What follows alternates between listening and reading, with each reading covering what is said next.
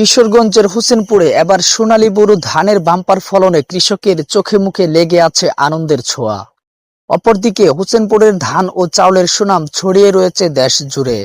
উপজেলার প্রতিটা গ্রামে গ্রামে কৃষানীদের দৌড়ঝাঁপ এবং চিন্তা চেতনা এখন ধান মাড়াই ও ঘরে তোলার কাজে।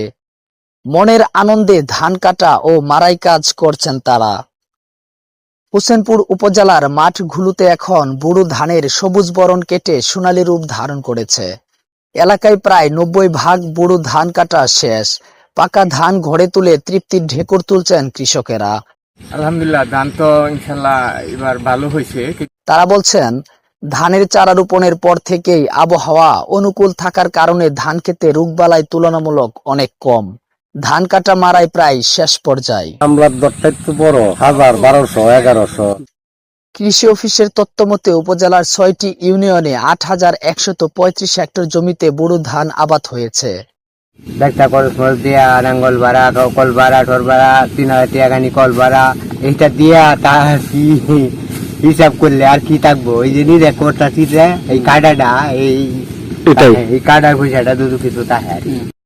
উপজেলার সদর সহ গোবিন্দপুর, পুমদি, হাজীপুর, সাহেবেরচর, শীতলা, আড়াইবাড়িয়া, জগদল ঘুরে দেখা গেছে প্রতিটি মাঠে মাঠে ব্যাপক বোরো ধানের আবাদ করা হয়েছিল। কামলা হয় না 1200 কামলা, কত আমরা করে একটু বিপদে আছি আর কি করাম। উপজেলার জগদল গ্রামের কৃষক শাহজাহান ও নাজমুল বলেন, এবছর আবহাওয়া অনুকূলে থাকায় আমরা বোরো ধানের বাম্পার ফলন পাচ্ছি, কিন্তু কামলার দাম বেশি, ধানের দাম কম হওয়ায় সমস্যা হচ্ছে। সাহেবেরচর গ্রামের কৃষক সুতি মিয়া বলেন, ধান ভালো হয়েছে, কিন্তু ধানের দাম কম হওয়ায় এবং কামলা খরচ অনেক বেশি, 800 থেকে 1000 টাকা রোজ, ধান 900 থেকে 1000 টাকা মন, তাই বিপাকে আছি। উপজেলা কৃষি কর্মকর্তা শাহজাহান কবির বলেন, চলতি মৌসুমে লক্ষ্যমাত্রার চেয়ে অধিক জমিতে বোরো ধানের আবাদ হয়েছে। অল্প খরচে অধিক ফলনের জন্য আমরা কৃষকদের আধুনিক প্রযুক্তি ব্যবহারে উদ্বুদ্ধ করেছি।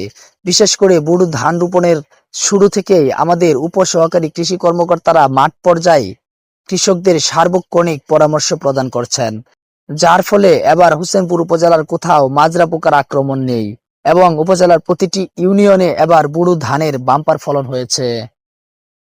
মাহফুজ রাজা, মুভি বাংলা টেলিভিশন।